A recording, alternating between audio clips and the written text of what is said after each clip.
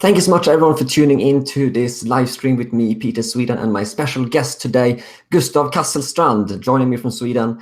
He is the political party leader of the new political party in Sweden, Alternative for Sweden, a new patriotic party, and they've done some significant gains the last months. And he's joining me today to talk about the things that we are seeing in Sweden today with mass migration, multiculturalism, and what this new party's take on these issues are. So thank you so much for joining me today, Gustav.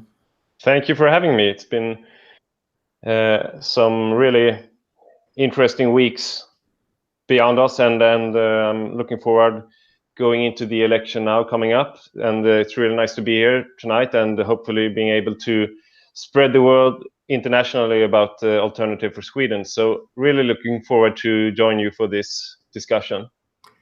Excellent. And by the way, for everyone joining, if you are Swedish or svensk, so we are doing this interview in English to try and spread the word as much as possible, because most of my viewers are typically speaking English, so that we are doing this in English, if that's fine with everyone.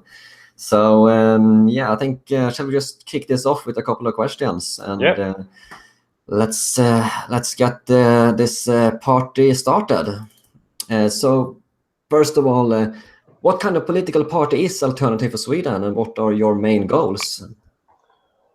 Well, Alternative for Sweden was founded this year in March, and our aim is to be a party that always puts the interest of the Swedish people at first, and we will always prioritize the Swedish people. We are the defendants of Swedish people. So this is a party that unlike the Sweden Democrats, will be a real anti-establishment party. We are an anti-immigration party. We are a pro-remigration party. We are a party that dares to say what many Swedes think, but who have lacked a party that has been in favor of speaking just like ordinary Swedes actually think. You see, the Sweden Democrats, they came into the parliament a few years ago, 8 years ago, and they have turned into something completely different than what they were at that time. So they have changed a lot since they came into the parliament.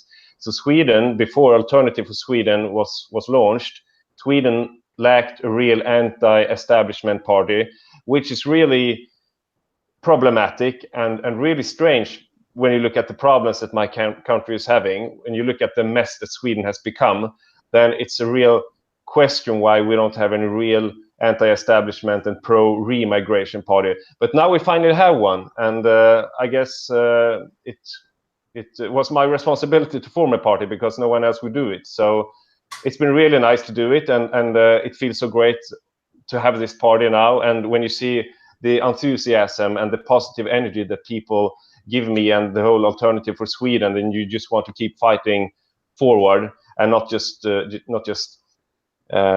be complaining and sitting at our homes and be complaining about political correctness. But we are an action party. We're a party that actually goes out and do something. So it feels really good to have this party launched, and I'm sure we're going to have a big success in the parliamentary election on the 9th of September.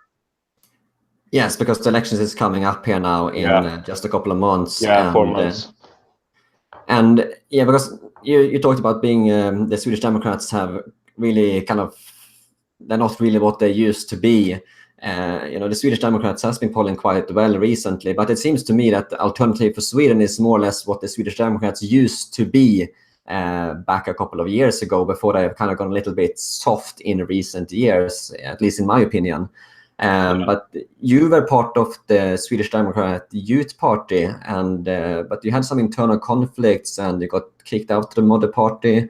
I mean, can you tell us what happened there? Yeah, first of all, I just want to emphasize that I'm not opposed to the Sweden Democrats, but I think that they are not the anti-establishment force that we need in Sweden. They are not the force for change that we need in Sweden. And I was a member of the Sweden Democrats for almost 10 years. So I've been in the party. I've learned a lot from my time during all these years in the Sweden Democrats. And I was in the party before they were in the parliament. I was there for many years when they had entered the parliament, and then I was kicked out in an internal conflict of power in the party. Because this party is sadly run by people that lack competence to run the party. It's run by people who are in every way trying to defend their own positions. And that means that they fear internal competition. They fear any people within the party that are going to be stronger and stronger. So that's why they kicked their own youth party out. So they just cut the ties with 5,000 members of the youth organization, which is really stupid, because we were supporters of our own party. Of course, we would have been a strong force for the Sweden Democrats, and we had a lot to offer and a lot to contribute for this movement. So the real losers throwing out the youth league was not the youth league itself, but it was actually the Sweden Democrats, because now they don't really have any youth league that can do anything for them. So in any way, I just want to emphasize it's the Sweden Democrats that when they were elected in the parliament in 2010, it was a start of something new in Sweden, because up until then we had a lot of immigration related problems. Of course, they are 10 times worse today or 100 times worse today compared to before 2010, but we had never had any real anti-migration party in the parliament. So 2010 at least marked the start for change for Sweden, but it didn't quite turn out to what people had hoped for. It really should have become much better. It could have been a much bigger success for the Sweden Democrats, and they could have been even much bigger today if they would have had a competent leadership of the party, but they don't.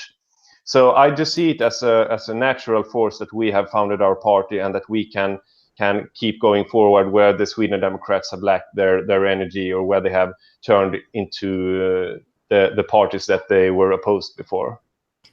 So you can kind of say that you are now the new real opposition to the establishment. The Swedish Democrats, they have become complacent and become quite a little too much part of the mainstream, basically. Is that? Yes, that's correct. And let's see what happens with the Sweden Democrats going forward. There's already today signs that by launching Alternative for Sweden, the Sweden Democrats have realized that maybe they can't turn into one of the establishment parties totally, but maybe they should also stick to their core ideals, and maybe they should remember what they once were and keep fighting for those ideals, and not turn into this silly politically correct establishment that we have in Sweden. So I think that there's a positive force that Alternative for Sweden has been launched. It has changed Sweden Democrats to the better, but it just shows that our kind of parties, these nationalistic anti-migration parties, also need competition. I mean, Sweden Democrats have been in a monopoly state in Sweden, monopoly-like state in Swedish politics, because they have been the only party that have been opposed to the mass immigration. So they have kind of thought that, yeah, but then we can do whatever we want. We can turn more politically correct, because we're always going to have the voters that we have had before.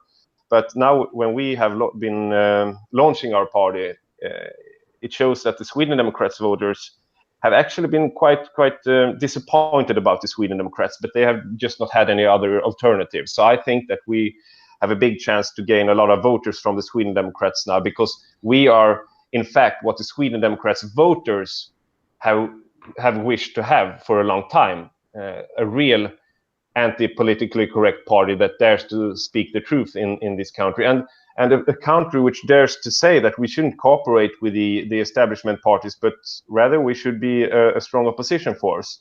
So I mean, I know all the people in the Sweden Democrats. I've been there for so many years. I know exactly what's going on in that party. I still have great ties to this party. And I know that a majority of their voters are actually in favor of us launching the party. But of course, officially, they can't say it because they are too weak to say that. Officially, they call us Nazis and racists and all these kind of stupid establishment terminology. But underneath the surface, you can see that there's a big support for our party within the Sweden Democrats. Yeah, that's one thing I've seen actually. The Swedish Democrats have kind of used the leftist tactics against you. You know, before a couple of 5 years ago, the mainstream media in Sweden, they were kind of calling the Swedish Democrats racist, Nazis, and all of these leftist buzzwords. And I have now seen the Swedish Democrats use the same buzzwords against you. Yeah.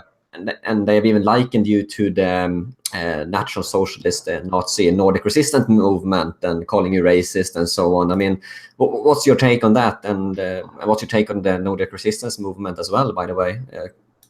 Well, first of all, it shows quite explicitly what the problem with the Sweden Democrats is today. They think that by using the same terminology as the establishment in Sweden, we will gain acceptance. We will be accepted by liberal media. We'll be accepted by the other parties if we just play around in the same silly way that they have been doing against us. But in fact, they don't get any acceptance out of this. And first and foremost, their own voters, of course, don't want the Sweden Democrats to use the same terminology against us that their opponents did against the Sweden Democrats. So I think it's a real mistake by the Sweden Democrats to call us Nazis and all these kind of things. And isn't it silly that the ones who were most opposed to this party, the ones who called us racist or Nazi more than anyone else, were the Sweden Democrats? I mean, it's silly because many of us have a background in the Sweden Democrats. They know us personally. They know that we contributed a lot to the party, and we were a vital part of the Sweden Democrats for many election campaigns. And they are the ones going to the media and saying, oh, this is close to the Nordic resistance movement, or this is just an alternative for racists or hillbillies. Not even the liberal elite calls us that in this country. So it just shows how up and down the whole situation is in Sweden. And I think it's a real mistake by the Sweden Democrats to behave like this against people who actually are in some ways similar to the Sweden Democrats. Of course, I mean, if we would enter the Swedish parliament in September, we would, of course, be the party that the Sweden Democrats would have the strongest bonds to, or the strongest links to, just looking from a helicopter point of view. So it's really strange, the whole situation. And as for the Nordic resistance movement, I think that they are being used in the debate as some kind of, it's a new thing. Oh, you have ties to the Nordic resistance movement, or I mean, it's a small organization. They are National Socialists. We are not. I'm uninterested in the Nordic resistance movement, and I think it's just. And I also think the Sweden Democrats they just use this as some kind of way to not have to have a real debate with the Alternative for Sweden about immigration policy, because the Sweden Democrats have never been able to tell exactly what would be wrong or what would be racist or anything with the policy that my party is having. They just have this guilt by association, and on the other hand, there's no association anyway. So I think it's just stupid. And I mean, Jimmie Åkesson, the party leader of the Sweden Democrats, he even said half a year ago that he wanted to forbid the Nordic resistance movement.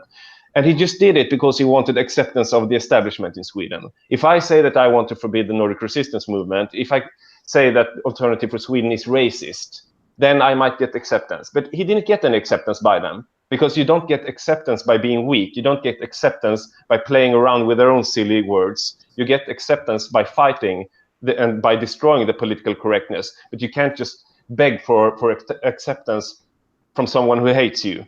But Jimmie Åkesson and the Sweden Democrats have never understood this.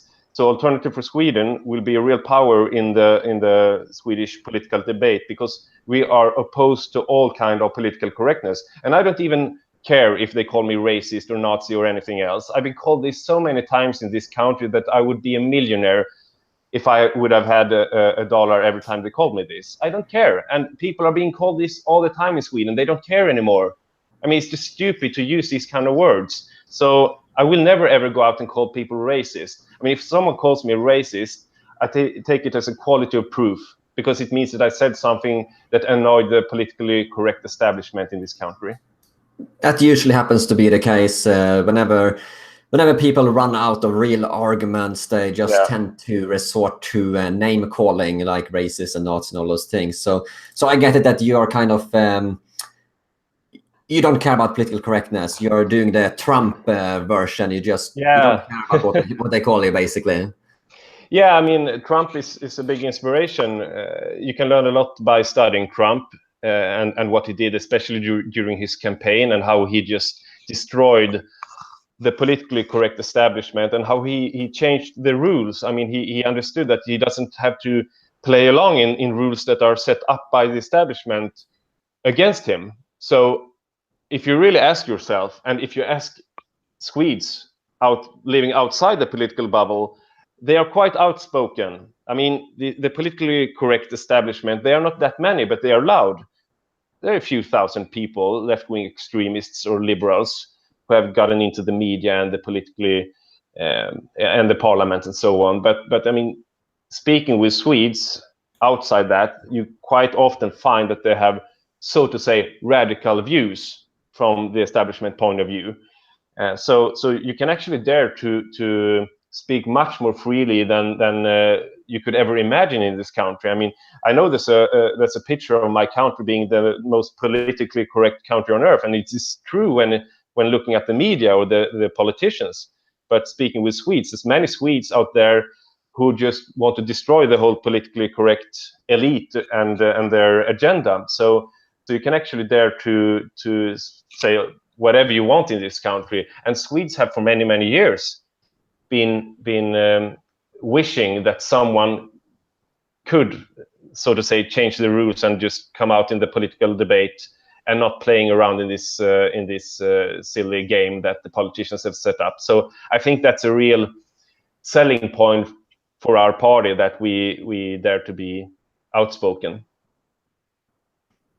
Yeah, no, I agree. I think more and more Swedish people are beginning to get tired of political correctness of so many years. So I think that's a big reason why parties like your Alternative for Sweden is becoming so popular so quick. And then of course I have to say that some argue that but you can't do the Trump thing in Sweden. And of course you shouldn't copy something 100%. I mean, you have to find your own identity and your own something that is truly you, of course, but you can find inspiration from Donald Trump. So I am saying that, yes, look at best practice, but please, you have to use common sense as well, of course. But that's in any way looking at Donald Trump or Brexit or France with Marine Le Pen or Austria with the FPÖ, the Freedom Party. That's a very interesting wave of change in the whole Western world going on today, and with Hungary, of course. There's so many examples to mention, and I don't see that Sweden would be any different from all these countries. I know that the lack of interest for the old political elite is true even more in Sweden. I mean, the conflict between people and politicians in Sweden is wider than in most other countries. And I've lived in several other countries, and I have never seen a country, at least where I have lived in the Western world, where people are so fed up with the politicians as in Sweden. If you go to any of the neighboring countries in the Nordics here, of course you find that people are tired of politicians, but I have not seen it the way I have in Sweden. I mean, it's a real, I mean, it's light years between the politicians and the people in Sweden. So that's why I think that this movement that we represent, and to some extent that the Sweden Democrats represented, is going to have big success in Sweden now going forward. I mean, the future belongs to us, not to the old politicians. No, I would definitely agree that the future in Sweden seems to be the socialist Democrats, Stefan Löfven and all those guys. I think their time is limited in Sweden. People are getting tired of their politics, from what I've seen. Let's move on a little bit to some tougher questions here on migration and multiculturalism and stuff like that, if you don't mind.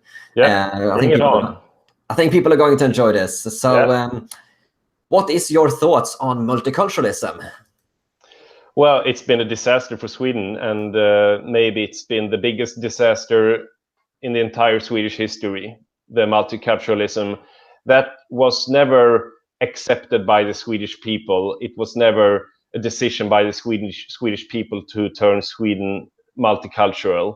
Rather, it was a revolution led by the politicians in silence. They just forced it upon us without any debate, without telling us what it would mean. It was a boiled frog effect where they just started taking in immigrants, and gradually, then suddenly, we're living in this third world country, at least when it comes to the criminality, as a consequence of mass immigration from Africa and the Arab countries, especially. So, I mean, if 30 years ago, people or politicians would have told the people that we're going to live in a country where you have hand grenade attacks and shootings and rape, I mean, the rape capital of Europe, and all these kind of things, people would never have believed it. But now they gradually turned our country into this mess, and that's how they managed to do it. But now, of course, you reach a point where people are waking up, and that point is probably now, and it happened maybe 5-6 years ago. The Swedes really woke up.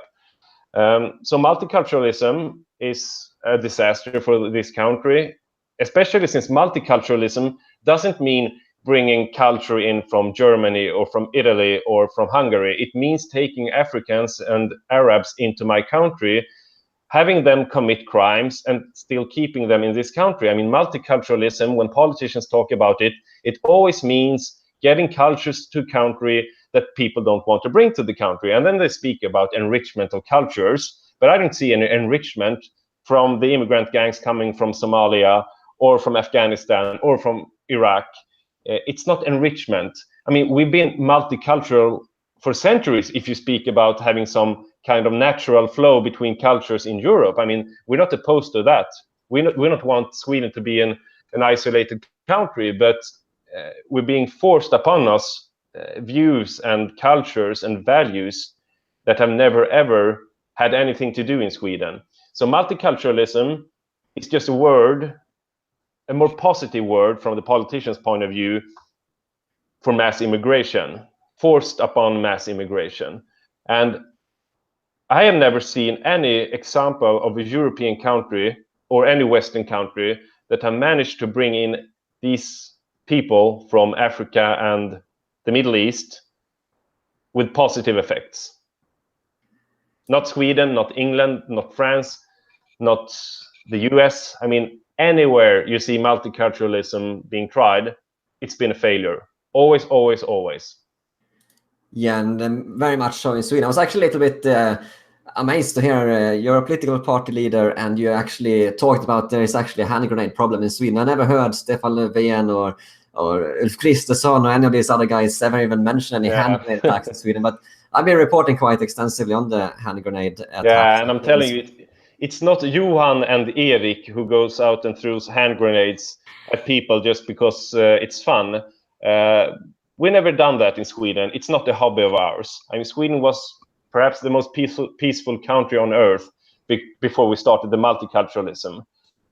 No country in the Western world, I would argue, has fallen from such a height that Sweden has done. And that's why the discussion about Sweden is interesting for the whole world, for the whole Western world, because Sweden was famous for being safe, for being rich, for being wealthy, and for being peaceful. So that's why Sweden is a very interesting example to study for the whole Western world, because this is a country that was actually famous for being very, very good. Now it's famous for being a disaster. I mean, the US speaks about it, Europe speaks about it, even our Nordic neighbors think this is a left-wing extreme madhouse. So, and the only ones who haven't realized this are the politicians. I mean, it's some kind of going around in your own fantasy, not listening to the rest of the world. It reminds me of Soviet or the DDR, where you have this view that this is the best country on earth, and the whole world thinks we're great. And that's what you hear from the politicians in Soviet or the Eastern Germany. And then you go out to the rest of the world and you see that people don't even want to become like Sweden. I mean, they warn about Sweden. in Denmark, one of the biggest newspapers said that Sweden is at the verge of a civil war. In Finland, they say that Sweden is a bigger threat to them than Russia. In Norway, they warn about Sweden as we don't want to have the Swedish situation in Norway. So, I mean, you don't have to go very far away from Sweden to find people who think that Sweden is some kind of disease that we don't want to have. And I'm not saying this to complain about my country. I really want to emphasize this. I love my country, and I'm doing this because I love my people, and I have to fight for Sweden and the Swedish people and the future of this country. So I mean, I love what Sweden was. I'm a nationalist. I'm a patriot. I'm not doing this to complain about Sweden, because I mean, nothing is going to take us forward by just staying in a blame game. But of course, we have to be able to speak openly about the problems. This is not what Sweden should be. But you have to be quite clear always to bring some kind of vision of a Swedish Sweden, which is safe and peaceful, and where politicians are serving the Swedish people and not other peoples and not immigrants. So, I mean, there's too much complaining and too less action. And this is really what I want to bring to the table in Swedish politics. Action going forward, and showing that there are indeed Swedes who are ready to fight their entire life for Sweden. And this is what I want to do. Yeah, and you cannot solve any problems if you don't realize there is a problem. So you have to be able to talk about the situation. And yeah, you mentioned Norway, by the way. I actually spoke with well, she's lost her position now, but back then she was the justice minister for Norway, I believe, Sylvie Listhaug, and she was talking about I actually asked her about this, and she was talking about the problems in Sweden, the Swedish situation, as you put it, and she was very clear. We do not want this in Norway. So. I mean, definitely. I mean, I think you have a hard time going to Norway and finding any people who say that we should become more like Sweden when it comes to immigration issues. And then, of course, Norway or any other Nordic country is not perfect in any way, but at least it shows that even they, with their relatively liberal governments, are still being able to say that Sweden is a real mess. And if you go to countries like Poland or Hungary, I mean, they will be 10 times more critical towards the development in Sweden. But I mean, they are right, and they are right to criticize Sweden and the Swedish politicians. And I think that even many Swedes think exactly like this. I'm quite sick of the picture of Sweden as being a brainwashed people that lets themselves go down in flames, and seeing their country being taken over by immigrants and corrupt politicians, and just sitting there looking at this madness going on. Because I know that there are real support. There is real support for us in Sweden, and I truly think that we are going to have a big success. So I mean, you can't just build a movement upon the fact that Sweden is. I mean, about the fact that Swedes have been, I mean, afraid to speak out the truth. But I actually see a big power in these people. I see tremendous potential in Sweden, and I want to bring some kind of positive energy in Sweden by launching this movement. And I want everyone to hear, all Americans and everyone else listening to this. I think it's mainly Americans, but probably people all over the Western world, that there is real opposition in Sweden. And we are going to fight until the last breath. Yes, that's. I think that's something that's important thing to bring out as well. There's more and more people waking up in Sweden, from what I have seen as well. And Alternative Sweden is a part of that awakening, if you will. I think. I mean, we're talking about migration here. What is Alternative for Sweden's policies regarding migration? Will you completely shut down all migration if you get into power? I mean, what's your policy on migration? Yes, I mean, let's say I was a prime minister, the first thing I would do would be to stop the whole asylum migration into Sweden. Just shut it down completely. It's not possible anymore to seek asylum in Sweden. And then we would effectively continue by starting re-migration. And this is a real difference, and a big difference between us and the Sweden Democrats, that they speak about shutting down immigration, asylum immigration to Sweden, which is fair enough. I mean, it's a good stance, but it's not at all close to what we need, because you have to admit that Sweden brought in too many people in this country. We brought in 1.5 million, maybe for the last 20 years. And many of these people... It's actually been... Sorry, can I just interrupt? It's actually been, I checked up on statistics, since 1980, I believe it took in 2.2 million people since 1980. So that's quite a big migration. Yeah, it's a mess. And many of these people shouldn't be in Sweden. They should be sent back to their own countries. So this is a big difference between us, that we speak about remigration, and it would be at least hundreds of thousands that would be sent back to their countries. It would be illegal immigrants. It would be people who have committed crime while being in Sweden. It would be people who lied to get here. It would be people who have lived here year after year without even contributing at all to the Swedish society. People who just came here to consume welfare. They must be sent back. And this is the most important question for my party, to have remigration. And we have a complete political program that shows what people should be sent back to which countries and how it should be done, and exactly to more in detail show that this is a big question. It's not just something we speak about, but we actually have thought it through, and we think it's necessary. We think we have a solution to the problem, because you have to have a solution to the problems. You can't just complain that Sweden took in too many people, but you should, if you think that, then you should offer some kind of solution. And our solution is to have remigration. And of course, we would have to have some kind of individual judgment on everyone that came here. Should they be here or should they not? So the Sweden Democrats don't dare to speak about this question because they are afraid to be called racist. And of course, we're going to be called racist as well. But there's nothing racist in sending back people that shouldn't be here from the very beginning. And they are trying it a little bit, or at least, I mean, a few thousand every year, but maybe it's a few 100,000 rather that should be sent back. So I think this is the future for Swedish politics, to speak remigration.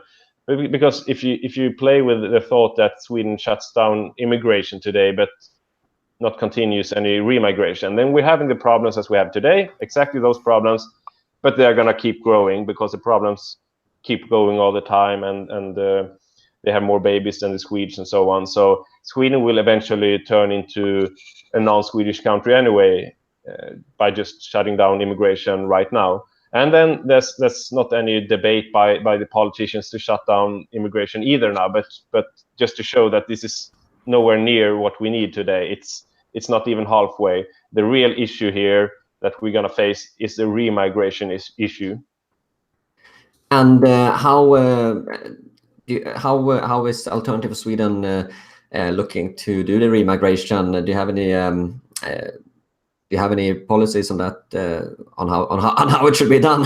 Because some people, especially people on the left, are going to say, "Oh, it's completely unreal." And probably many people on the right as well are going to say, "Oh, that's just completely unrealistic. It's inhumane or whatever." How would you like to see that done? Enoch Powell in Britain said something very good in his legendary speech, Rivers of Blood, that he had in Britain in the beginning of the time that the UK was going into the multicultural era, and he warned about what this would lead to for England and for Britain.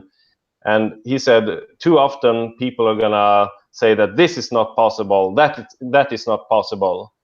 I say whatever the true interest of our country calls for is always possible. And it's a really good quote, because it shows that you cannot accept people who just tell you that something is impossible and it's not even worth trying, and we have these rules and we have these international laws and so on. Then we have to change them, or we have to leave these international laws that we obeyed, because if they don't serve the interest of our country, we have to leave them. But I think it's completely realistic. Anyone who says it's not realistic doesn't know what he or she is speaking about. If we could bring in 2.5 million people here, of course we can send back at least some hundreds of thousands people back home. I mean, it's not even going to be an issue. If we can build the most advanced airplanes on Earth in Sweden, military airplanes, of course we can send back people. I mean, what's the most difficult thing to do? It's probably to build the airplane, and we can do that at least. I mean, we're a successful nation. We're a nation of engineers, of advanced technology, of advanced knowledge that many countries in the world are not even close to. Made in Sweden was a brand that was perhaps the strongest made in brand in the whole world. Swedish products was known all over the world. It was, along with made in Germany, the two strongest made in brands. So you could see that if something came from Sweden, it was a quality product. It was an advanced product. Of course, the Swedish people still have the capacity to do really good things. I mean, if we could produce all these things, if we could have advanced technology and so on, we are definitely able to send back people. I mean, it's easy business compared to what we have done in the economy, in the industry. So I think that you should start with people. I mean, you start today and then you go backwards and you look at people who have come here. Of course, it's easier to send back people who came this year or last year compared to people who came 20 years ago. And there's probably more things that are not I mean, it's probably a much easier decision. I mean, if people have lived here 30 years since they came here, then of course it's going to be a more problematic issue. But of course, no one is granted to live in Sweden if they have come here. I mean, if they have behaved really bad here and committed crimes, they will be sent back. But I would say that looking at the asylum migration that we had to Sweden the last 8 years, just probably 200,000-300,000 there who still live in Sweden. Many of them have already gotten some kind of residence permit, but they are not citizens. They can be sent back as well because they are not citizens. So I mean, you could probably reach several hundreds of thousands. You look at all the criminals, they will be sent back directly. You look at refugees who have come here, but that you have found to be in vacation in their own countries, then of course they are not refugees anymore and must be sent back as well. So you just start from today and then you go backwards, and I'm sure you're going to find a lot of people that shouldn't even be here at all. And I'm not even speaking about very difficult cases here. I mean, just looking at the first couple of hundreds of thousands, I think it's quite easy to determine that these people have very weak links to Sweden, have very weak bonds to Sweden, shouldn't be here, have come here illegally by going through all of Europe's countries up to Northern Europe. And then, of course, you're not a refugee, you're an illegal immigrant. I mean, these are quite easy cases. And then after a few hundreds of thousands, then you, of course, you start to have more complicated cases. And then you have to look at how long they've been here and so on. But I'm just talking about the easy cases here when I speak about a few hundreds of thousands. Yeah, and you mentioned people are coming up through countries through the whole of Europe up to Sweden. I was actually down in Sicily reporting on the migrant crisis back a year ago, and I met some people that just come from Nigeria, I believe it was, and they told me they want to go up to Sweden, and I asked them why, and they said money. So they came from Libya up to, well, they were picked up by these NGO vessels down in Libya, taken up to Sicily, and then they're going on a train or a lorry or something all the way up to Sweden. These people are not really refugees; they are economic migrants. Exactly. These people. Exactly, and I don't even see it as controversial. How could anyone be a refugee when you go through the whole Europe? You don't stay in Hungary, you don't stay in Germany, you don't stay in Denmark, but there's no war there. But you really have to come to Sweden. Are you fleeing for your life from Hungary, from Denmark? I mean, you don't flee for your life anymore. You're an economic migrant. And it's amazing that some politically correct idiots think that we take in refugees in this country. By the time you cross the second country, if you were a refugee from the beginning, but by the time you cross the second country, your refugee status is not even worth the paper it's going to be written on. I mean, it's just silly to believe that. So it's interesting how just Sweden attracts these enormous numbers of migrants, because if you look at a country like Finland, they have a little bit of immigration, but not much. But they're a country that are just as far away from Iraq or Somalia or any of these countries as Sweden, and they have the same climate and so on. But people want to come to Sweden. It's because there's a rational reason for this, especially that we we give them welfare, we give them benefits, we give them housing. We let immigrants come at the first place in the housing queue, while Swedes have to wait a few years longer. So it's a messed up world in Sweden. So that's why they come here. And on that topic, you have said that you don't want any integration policy in Sweden at all, if I understand it correctly. Because right now the Swedish government is handing out loads of welfare benefits, free houses. They say, I think there was a migrant, he has 3 wives, and this government gave him a house for each wife or something. Yeah. In Nacka. In Nacka, it's amazing. I mean, do you hear any stories about young people in Sweden without any housing, and the municipality buys 3 houses for this young Swede? You never hear any of these stories. But when there's an immigrant coming to Sweden with 3 different wives, he gets 3 different apartments for millions of dollars. I mean, it's crazy. And I mean, they are almost treated like first-class citizens, while Swedes are being treated as second-class citizens. If you look at the politicians in this country, how they treat their own people. So, I mean, I think Sweden has had this rumor in these countries that, okay, you should go to Sweden because there's benefits there. You don't have to learn Swedish. They will grant you a residence permit. Swedes are generally tolerant towards immigrants, so you can behave just however you want in Sweden. But you can't do that if you go to Finland or if you go to Denmark. So immigrants, of course, don't want to go to those countries, at least not to the extent that they go to Sweden. But let's see what happens now in the future. There is a pressure in Sweden to change this, but it's going slowly.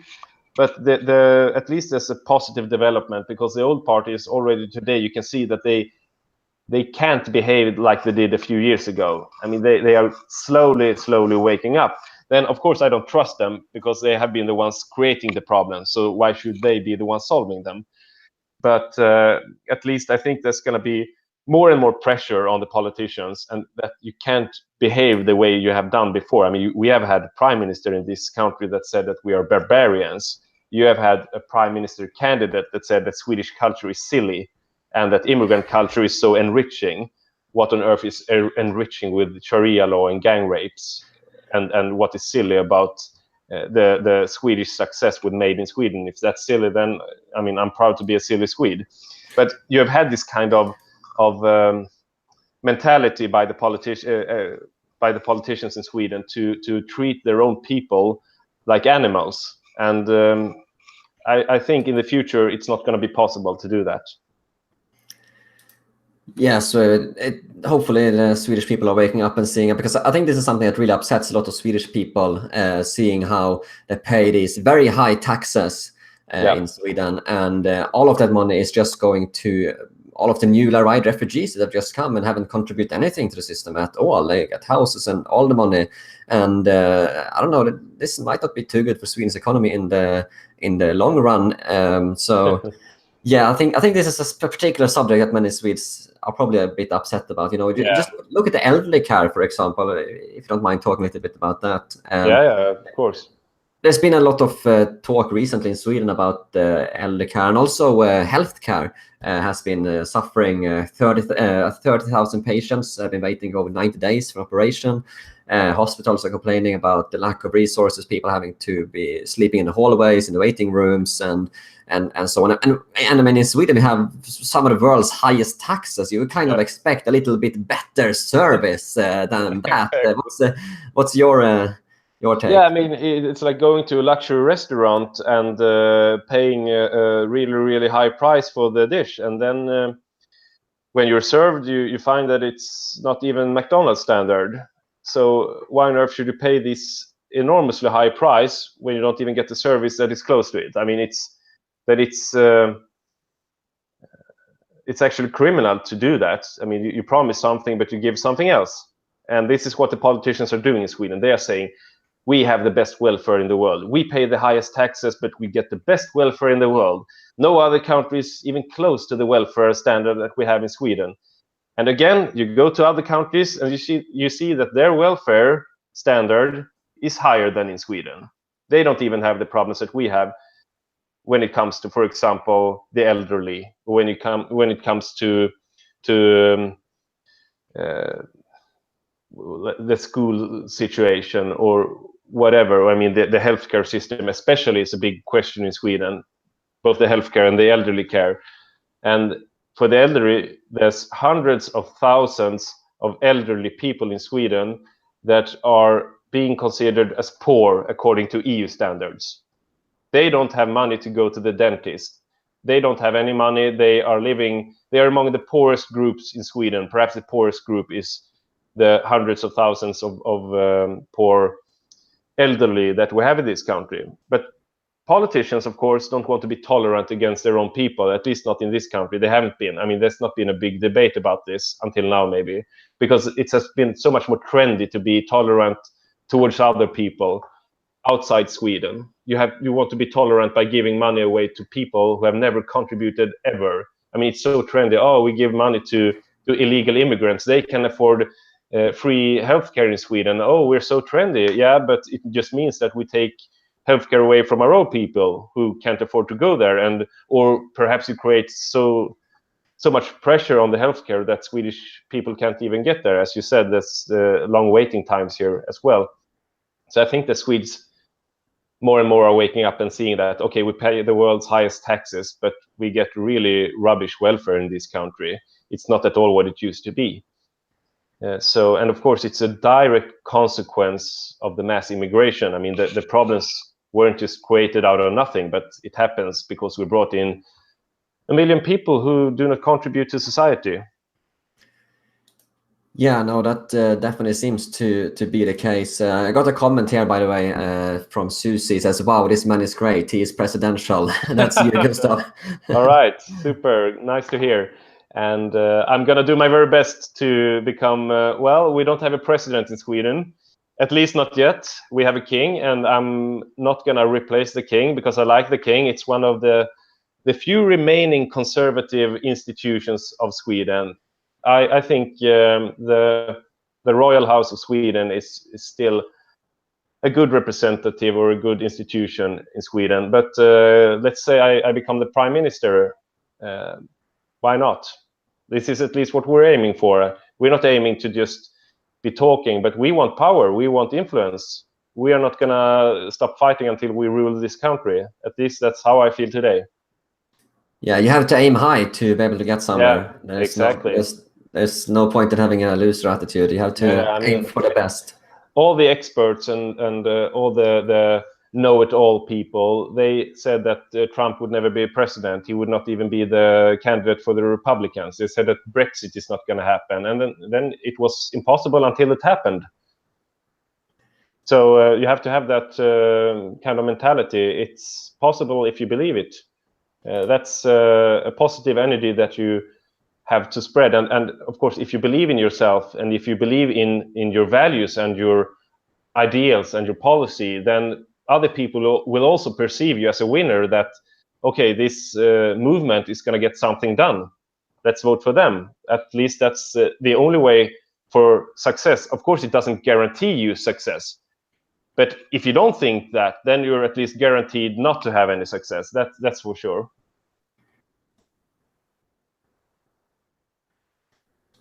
Apologies. Any more questions? Yes, apologies. I was having a little bit of my computer just froze up there for momentarily. Apologies. All right. Let's. Yes, I have some more questions. We have. I want to go to a little bit, maybe a little bit more controversial. Now, we'll be talking a little bit about this but let's get a little bit deeper, if you don't mind. Yeah, sure. So we talked about Sweden taking in 2.2 million migrants since 1980, so the last 30 years. I'm going to just be straight up here, and we're not politically correct. Is this a demographic replacement of the Swedish people? Yes, of course. I mean, it's not even controversial to say. I mean, everyone can see it. And just looking at the statistics, just looking at the last 10 years or 15 years, I think the share of non-Swedish people in the population has doubled from 10 to 20% or something like that. And of course, it's not sustainable if we are going to lose 10 percentage points of the population every decade, then we're a minority soon. I mean, it's easy mathematics. And I don't see it as controversial at all. Our country is going to be, if the development, what on earth is development, it continues bringing people in, then we're going to have 1/3 Muslims here in 2050. And of course, many non-Muslims that are immigrants as well. So this is a big issue. And we have said this also in our fundraising movies. We had one fundraising video directed towards Trump voters. And we said that if nothing is done now, we are going to become a minority in our own country. Ethnic Swedes are going to become a minority. So we are very outspoken about this, and I think that everyone should be. I mean, even the people supporting immigration should at least admit that Swedes are going to become a minority. And those people don't care about that, but I care about it, because I think that if Sweden does not have Swedes as a majority of the population, then is Sweden Swedish anymore? I mean, well, it's a geographical area which is called Sweden, but it's full of people that are not Swedish. It's not Sweden anymore. It's nothing racist to say this. I mean, in most nations on earth, this would be common sense, that if Japan was suddenly gonna be replaced by Europeans or any other people to turn out the majority in that country, of course, it wouldn't be Japan anymore. It would be another country, but it would be at the geographical area of Japan. It's common sense. So you see it as it's the people that makes the culture, that makes the country. You cannot have Sweden without Swedish people. That's of course that's not. what you see. Of course not. And it doesn't mean that you can't bring in any people. I mean, there's no need that Sweden must be 100% Swedish. But when it comes to a point where we might face a future as a minority in our own country, then the situation has gone too far. Of course, there can be immigrants in Sweden as long as they contribute, but I don't want them to be a majority of my country. If there are a few percentage that are immigrants here, it's no problem. I mean, it doesn't impose a threat to the survival of the Swedish people. So I'm not saying that the only Swedes can live in Sweden, but as the situation has been today, you have to send back people, because we are now facing a possible future as a minority in our own country. Yeah, and that's a thing that is the problem that Sweden is facing, that it's risking becoming Swedes are risking becoming a minority in their own country, and that's why people need to stop these policies, in my opinion, at least. So Sweden should remain Swedish. Sweden for the Swedes, basically. That's what we can bring out. Sweden for the Swedes, Japan for the Japanese, Turkey for the Turkish people. Easy as that. Yeah, that's excellent. Yeah, and by the way, Turkish. You mentioned Turkish. We had some Turkish meat.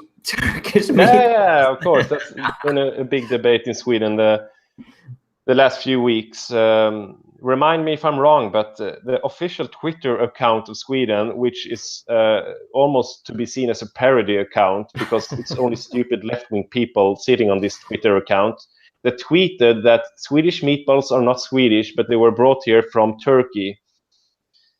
And of course, it wasn't true.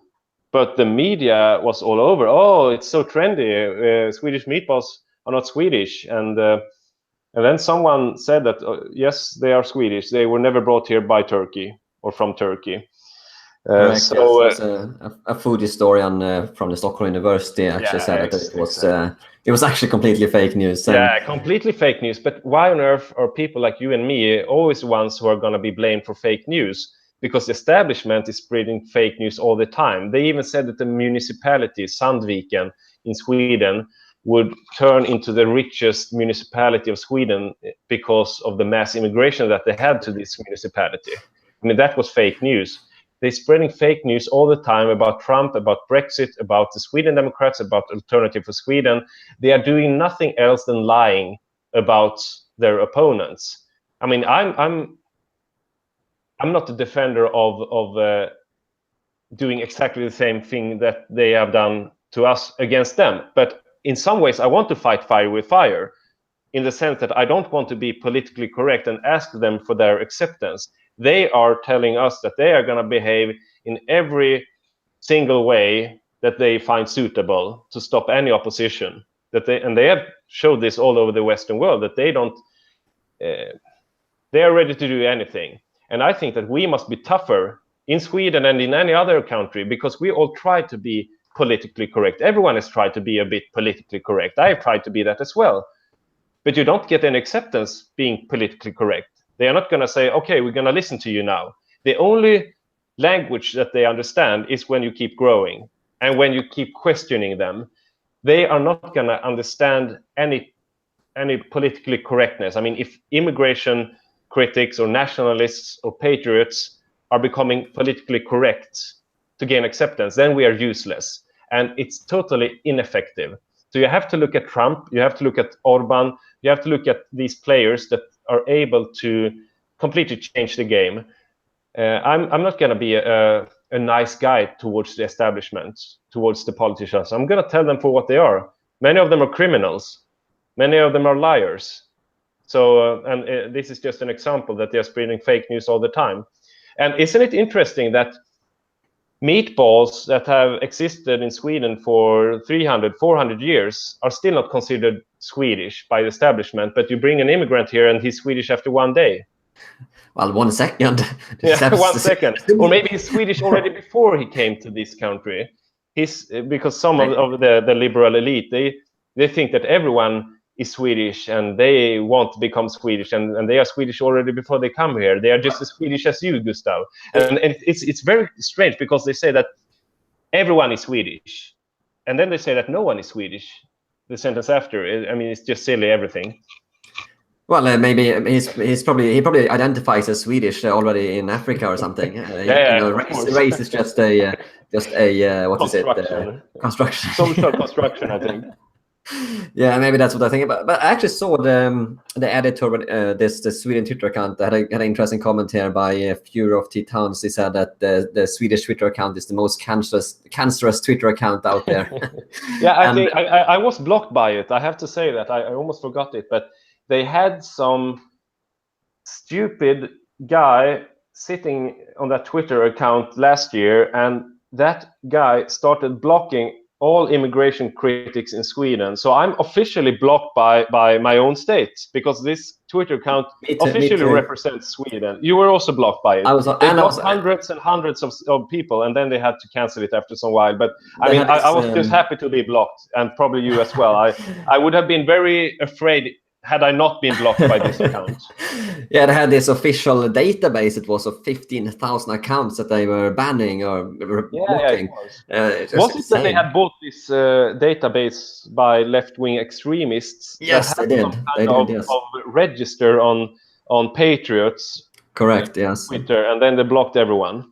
Correct. Official the Swedish government is using a leftist Twitter block function. Yeah. But actually, it represents Sweden in a good way, or in a correct way, I should say, because they have just tried to make us shut up for 15 years in this country, and they've tried to block us from the public debate as long as I can remember. But now we're just growing all the time. But I mean, what happened on that Twitter account actually represents the Swedish reality in some way.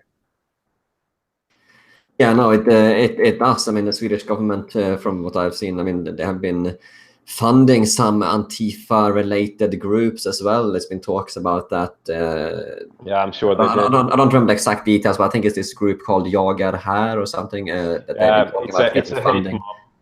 Yeah, definitely. Left-wing extreme hate mob. And they always say that, yeah, but you right-wing people, you have these mobs, these trolls on Twitter and Facebook that are going to destroy the debate all the time. Is this how they look on ordinary Swedes without power that are using their right to speak? They are being called trolls or extremists. But they have this organized left-wing extreme network, I am here, jag är här, which is... by definition, a troll industry, a troll fabric. Yeah, But they get to sit in all the big news and talk about the good work or the brave thing they do. What on earth is brave by telling other people not to use their rights to speak? I mean, it's nothing brave to tell anyone to shut up.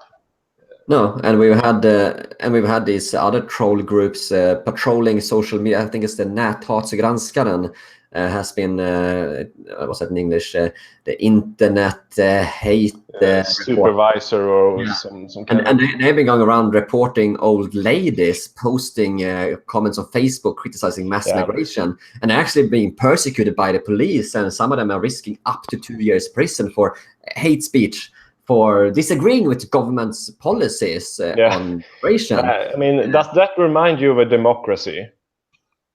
No, it does not. I mean, if you put people in jail based on their opinions, isn't that essentially a dictatorship? But then they say, yeah, but Sweden's democracy must be defended from some kind of opinions that we don't want in this society. And then it comes to hate speech, that we must put people in jail for, but nothing else. Yeah, but then you essentially put people in jail for their opinions. So it's a big threat to the debate in Sweden. Of course, both the people that are being sent to jail or risking fees and so on, but also for all the people who do not dare to speak out because they think that they might be subject for some kind of trial. So the law is there just to show the people that the politicians still decide, and you just shut up when it comes to immigration policy. And I mean, I wouldn't be surprised if someone would just report me to the police, maybe out of this speech, out of this interview I'm having with you. You never know in this country, and I don't even care. I mean, if they want to put me in jail for this, then I'm a political prisoner. Who knows? And do you want to chase your own elderly people for writing things on Facebook? Is this how you build Sweden to a new great country? I mean, I'm doubtful. No, yeah, and the Swedish government as well. I've seen them been working on together.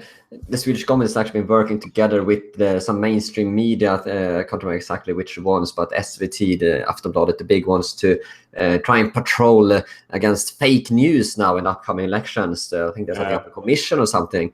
And it was, of course, the established media houses that would be in charge of determining of course fake news and not. And of course they wouldn't call me or you and, hey Gustav, can you be in this committee that are going to decide what is fake news and not? Of course they're not calling me. They're calling the left-wing extremists to determine that. And when it comes to hate speech, of course it's not the politicians personally who sentences these people, but it's full of left-wing people in the whole what would you say, the law system. And the prosecutors of Sweden are almost always left-wing, and they are the ones who are chasing our own people because they know that they have a sanctuary from the Swedish government to do this. And they are the same people, these left-wing prosecutors, they are the same people who are not sending back foreigners that commit criminal activity, that commit rapes and so on. Almost all foreigners, even when they are sentenced to something, they are not going to be sent back to their country because the prosecutor didn't even want to do it. So they just say that, yeah, Abdullah here, of course he raped, he gets 6 months in prison and then he can stay in Sweden. And that's also a stupid thing. Why on earth do you want to keep criminals and rapists in your own country? So it shows that the left-wing governing of Sweden is not just the politicians, but they have entered all the authorities. They entered the law system.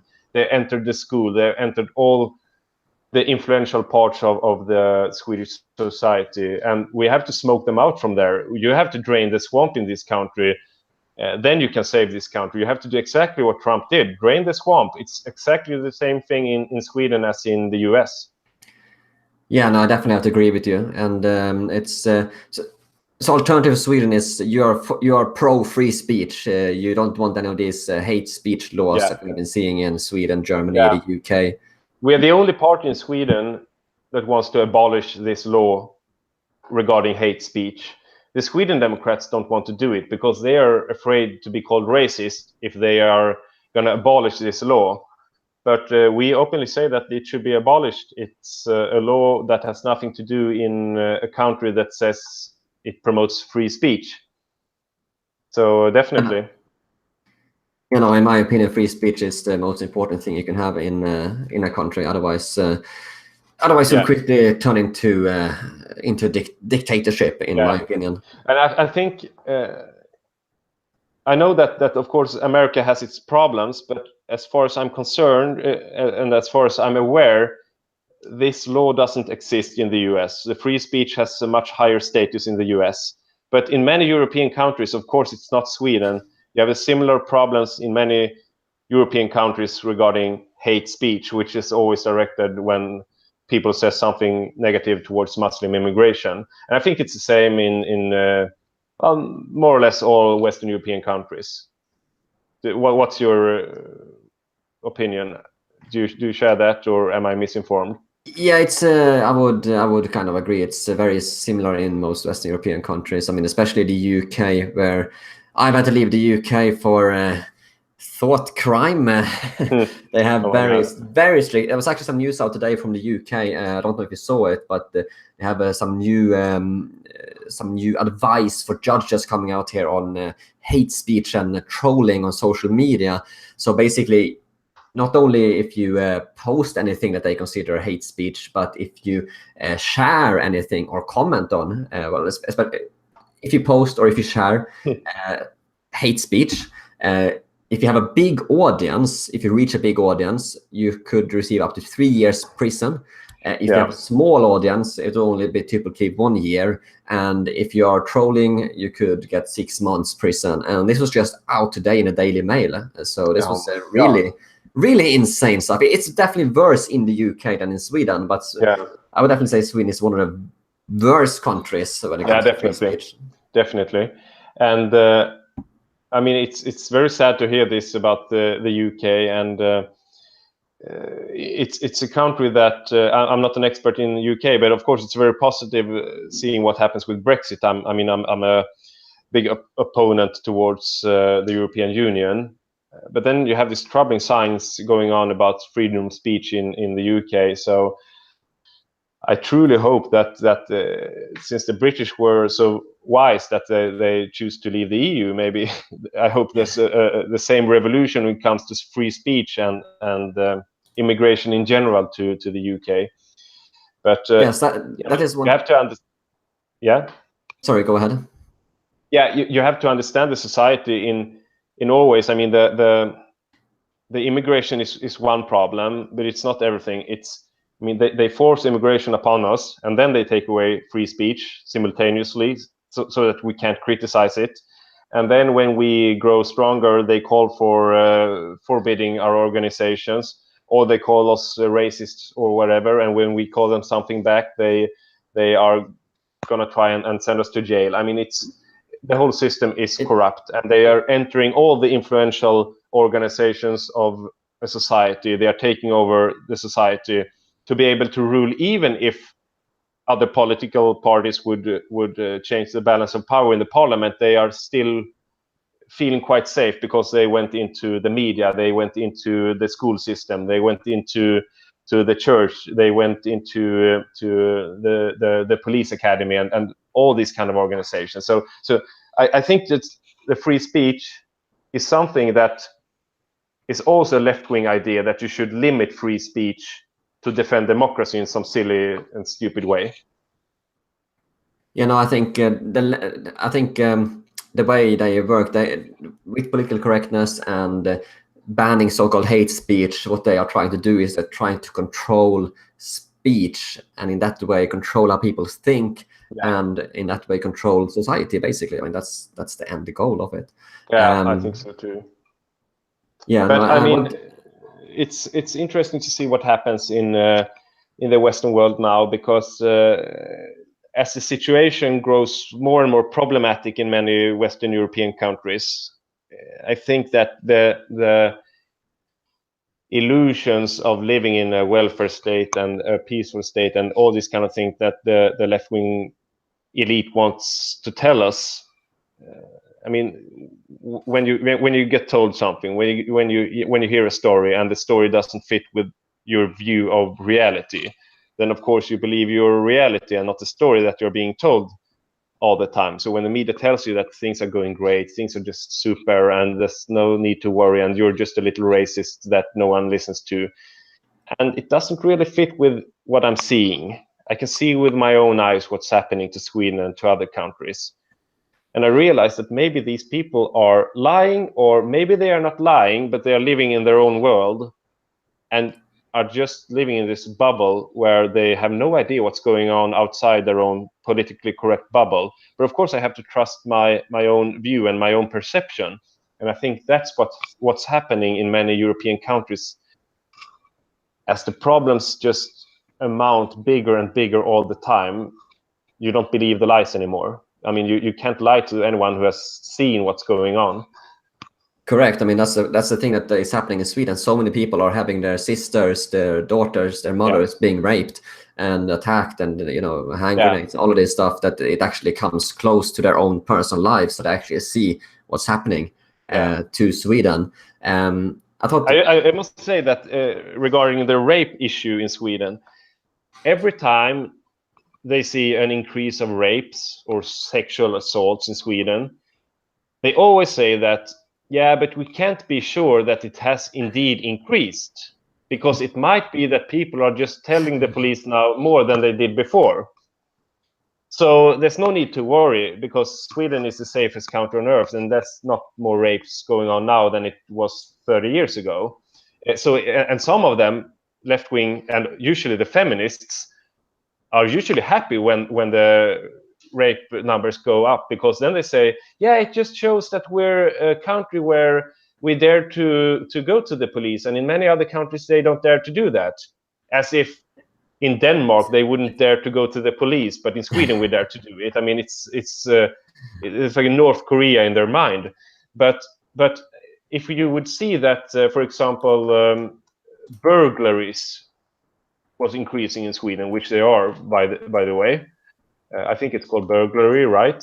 Yeah, when you go burglary, robbery. Yeah, that's the right word in English. Yes. The burglary. If you would see a dramatic increase of burglaries, then everyone would say, yeah, they are increasing. It's a problem.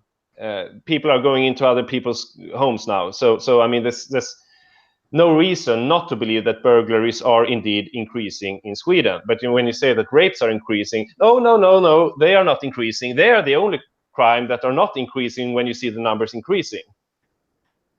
And of course, they always say that hate speech is increasing when the numbers are increasing, but rapes and sexual assaults, they're just being happy when they are increasing. So, I mean, they live in a world full of lies, because Sweden is now officially a feminist country. We have the first feminist government in the world.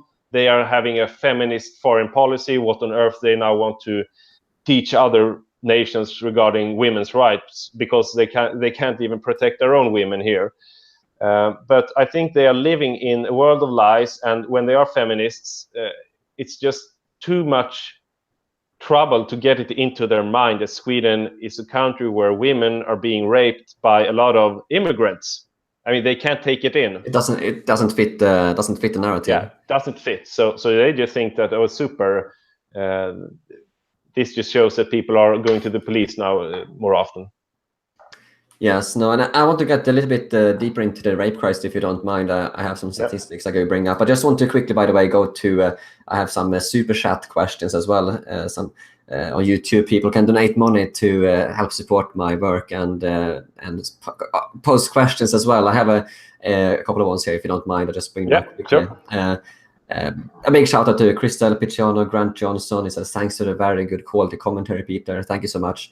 E.B. Anita Hansen says, keep up the great work. I guess it goes for you as well, Gustav. So thank you so much. Also, shout out to Jonte of Legend, Anansi, and we also have the last super chat here as well. Perseus Gold has a question for you, Gustav. He asks, any hope your royals dissolve your parliament? I love the question. I love the question indeed. I mean, it would be interesting if that happened. And I mean, there was this movie coming out that showed a hypothetical dissolvement of the parliament in the UK, I think. I didn't see it, but I think the monarch there was about to dissolve the parliament. I mean, it couldn't get any worse. I mean, if the king would just take over now, it would be a big improvement for Sweden. And historically, the Swedish people have been very much united with the king.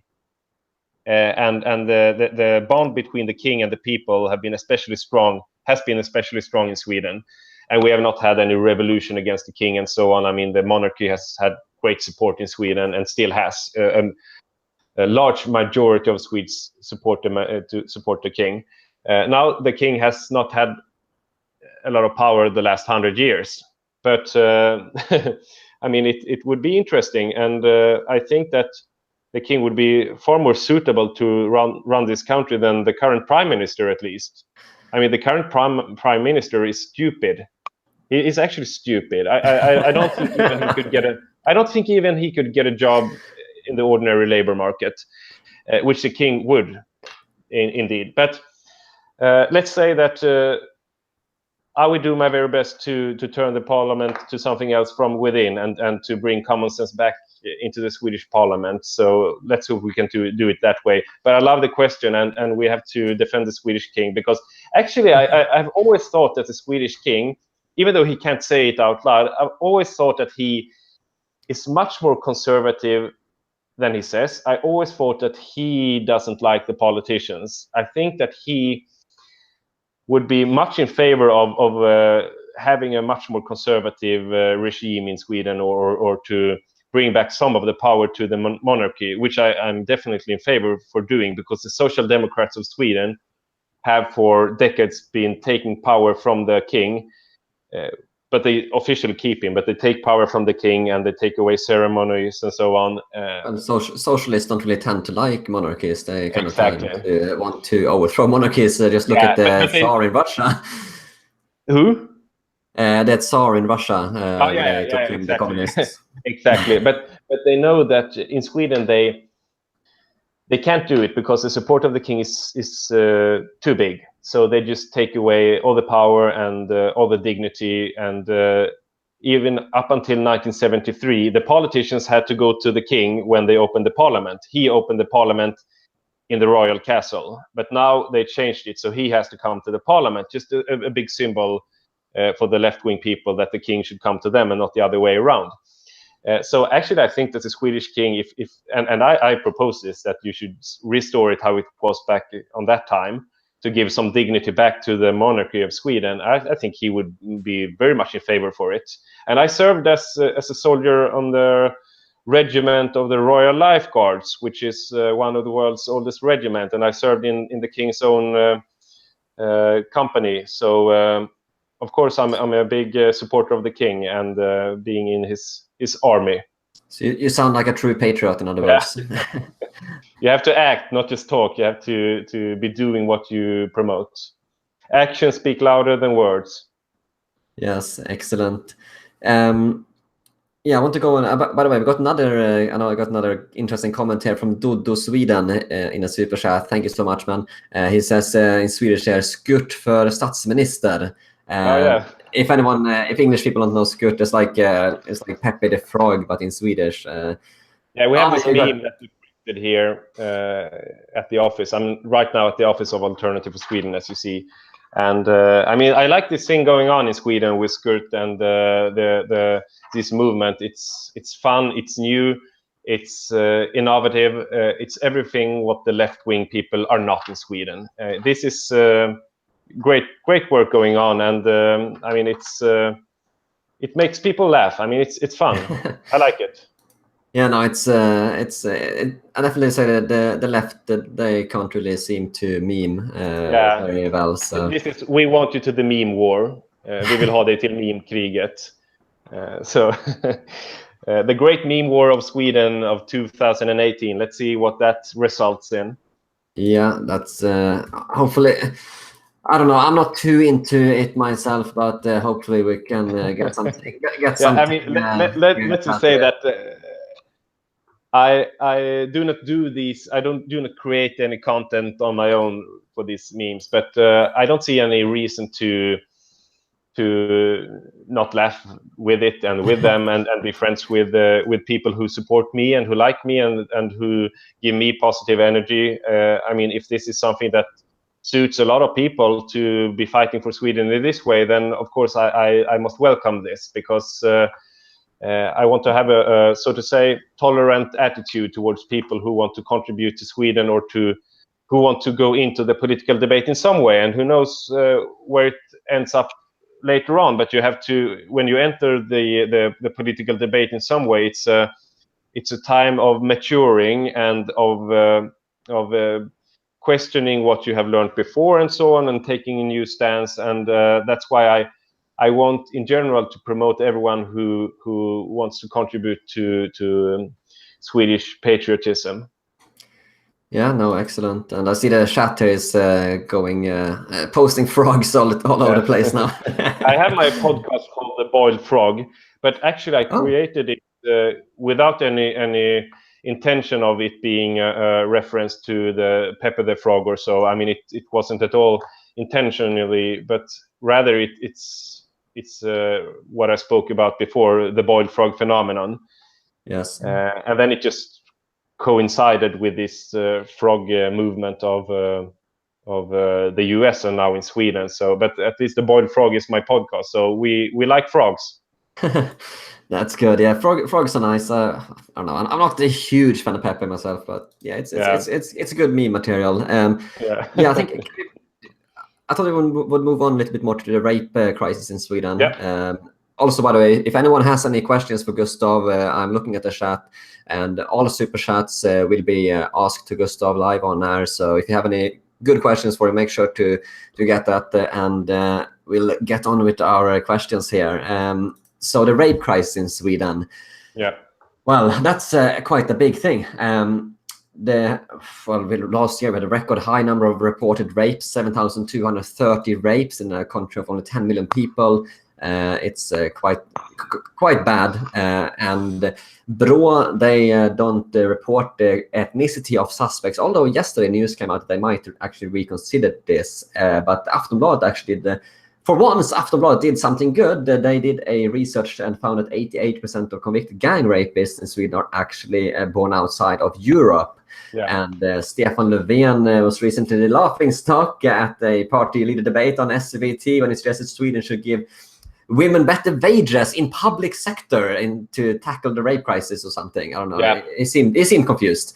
What's the whole Sweden is laughing against at our prime minister now after that. But I think that he's. I mean, I'm starting to get worried that he's maybe not psychologically fit to be prime minister, and people say that Trump is not fit to be prime minister. Yeah, he is. I mean, he's a successful guy, but you look at the Swedish prime minister, he's not fit.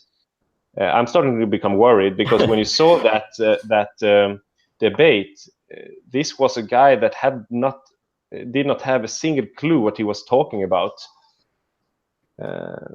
But let's see what happens in the future with the prime minister. I mean, it's not the first time that he makes a fool out of himself, and probably not the last time either.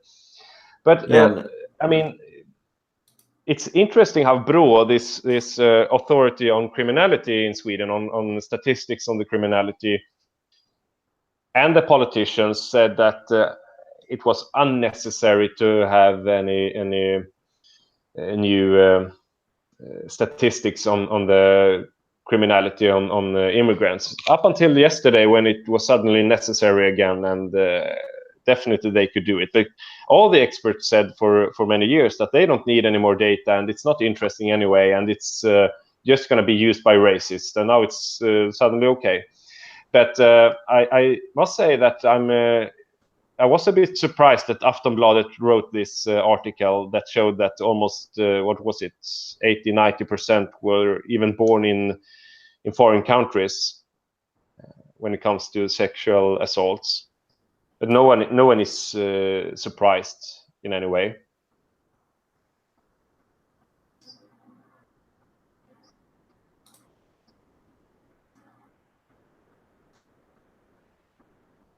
So I think I had some problems with the computer here. It froze up. Can you still hear me? Yeah, I hear you very well. Excellent. Yeah, sorry, my computer froze up again. It's this live stream is taking its toll on my computer. Yeah, I see. It completely froze up here. Apologies. Yeah, no problem. I did not hear the last thing you said there. I saw you on the screen, but it froze up. So. Yeah, I said that I was a bit surprised to see Aftonbladet, the mainstream newspaper in Sweden, write about this. Interesting to see that 80 or 90% of the people who committed rape were born in foreign countries. But it's interesting, but it's not surprising, at least not for us. So it just confirmed what we have been saying all the time.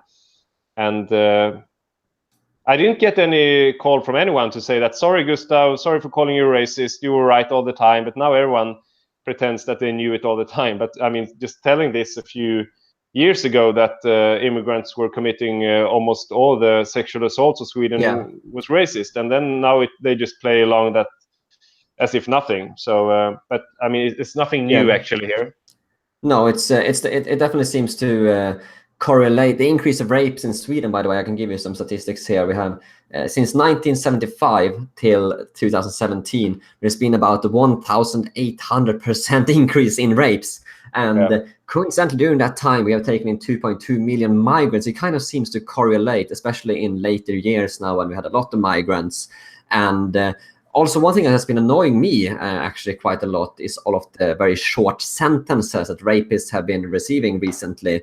A 30-year-old girl was gang raped by 3 Somalian men. Sentence was 8 months youth care, so not even real prison because they claimed to be under 18. But even though one of the men, you could clearly see he had balding head and was clearly quite much older than 17 years old. Another example, 15-year-old girl raped 30 times by a migrant. He got 10 months youth care. So what is alternative for Sweden's solution to stop this rape crisis in Sweden? Obviously, I assume you think it is probably related to migration. Other than migration, what kind of solution would you see to kind of get rid of this rape crisis in Sweden? And do you want harsher sentences, or what's your party platform on this? Law and order is one of the most important questions for Alternative for Sweden. It's almost as an important question as the remigration policy to restore law and order. And the most important thing in restoring law and order in Sweden is to raise the sentences a lot for criminals in Sweden. If they are foreigners, they must be sent back, of course, immediately when they commit crimes, even when they commit small crimes. So they should they should automatically be sent back. It should not be the decision of the prosecutor, but rather it should be automatic sentence, so that you take away the power from the left-wing prosecutor and makes it a law accordingly that immigrants are being sent back when they are criminal. Then, of course, you're going to have criminality still in Sweden, as in every country, and then you have to have really tough sentences. I studied in Singapore for a few months, and it's a really interesting country when it comes to sentences. If you rape people there, you are probably going to face 20 years in prison or 10 years. And they even have some torture there as well. But I'm not saying we should reintroduce it in Sweden, but it's, I mean, you don't want to commit crimes in Singapore. That's for sure. They even have quite tough fees if you throw litter at the street and so on. So, I mean, it's you have to get away from this left-wing idea that you should treat criminals as equals and that they should just get some coffee and a Swedish fika. I mean, having a coffee and a talk, and then they are going to be just as good citizens as you have been, Gustav. So you want harsher penalties, basically? Much harsher penalties. And I'm actually pro having an agreement with countries such as Russia or any country in Asia or any other country, and we just lease prisons from them. And if criminals, criminal immigrants in this case, if their countries refuse to take them in their prisons, because of course they should serve the prison in Iraq and not in Sweden. You send them back to Iraq and they serve prison there for 10 years, according to an agreement with Iraq. I mean, why on earth should they have a hotel standard in a Swedish prison for committing a crime here? Then it's not a penalty. So you should actually have agreements with other countries where we can send all these criminal immigrants to. And if they know that, okay, let's say we rape in Sweden and we get 10 years in Siberia, well, I think that a lot of these rapes and these potential rapists would probably not go to Sweden to commit crimes when they know that they are going to eat bread and drink water for 10 years in Siberia. But the leftists are going to say that's inhumane. But really, you have to be tough when it comes to crime. You cannot, if people choose to do crime, then you have to be tough on them. That's really the only solution. I mean, and for the reference to Singapore, I mean, it's probably the safest country in the world. You don't see criminality there. There's not a single country where you feel as safe as in Singapore, and it's because the criminals don't dare to do anything there. It's totally safe, and people say that tough sentences, tough punishment doesn't work. Yeah, it works totally fine. It works very, very fine. And if you still commit a crime, a really tough crime, a really bad crime like rape or murder and so on, then of course you should sit in prison. I mean, you need to give some respect to the one who has been murdered or raped, and the family of the one who has been murdered and raped, by putting the criminal into jail. I mean, in some ways, I don't care if they are being restored or not to society, but morally, I think it's correct, it's right that they serve in prison for a long time.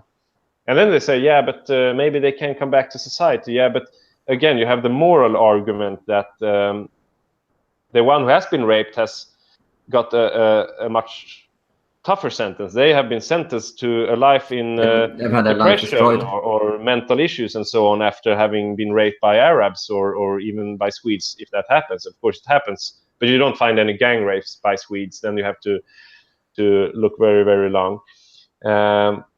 So of course you have to give some respect back to the one who has been targeted by the crime. Yes, no, I agree. Many young women have gotten their lives completely destroyed for life, really, when they get gang raped. It's really sad. Yeah. I think I just want to go on this topic as well about this crime in Sweden, if you don't mind. And then maybe thought we could move on to some other questions regarding foreign policy as well later on, if you don't mind. Yeah, sure. Because another phenomenon we have in Sweden now is all the bombings and grenade attacks. So I have all the statistics here. I can read them up for you. And it also coincides with the no-go zones and criminal gangs and so on that we have in Sweden.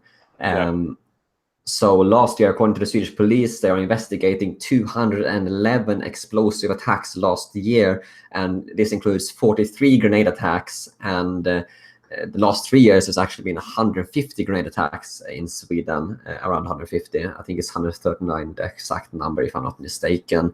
And to put this into perspective for American viewers, 200 explosions in 1 year in a country of only 10 million people like Sweden, that would equal in a country like America, where they have 325 million people, that would equal let me just use the left-wing argument that maybe they are not increasing at all. Maybe people are just telling the police now, which they didn't do 30 years ago, but we had just as many explosions 30 years ago.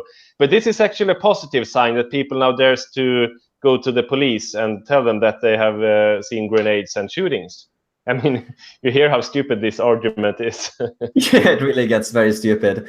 Yeah. And I mean, it would equal 6,500 bombing explosions in America if what happened in Sweden would happen in America, with considering the bigger population. That's quite a bad number. It's quite bad. It's actually Sweden actually rivals Mexico for grenade attacks.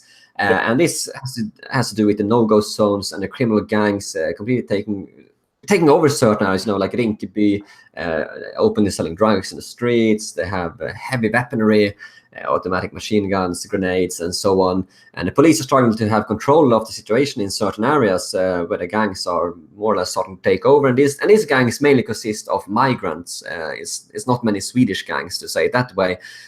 What's the alternative for Sweden's solution to get rid of the no-go zones in Sweden? Because I think this is quite an important question right here. Yeah, of course you have to send in the police, and the police should use the military if they find necessary, and you have to restore law and order there.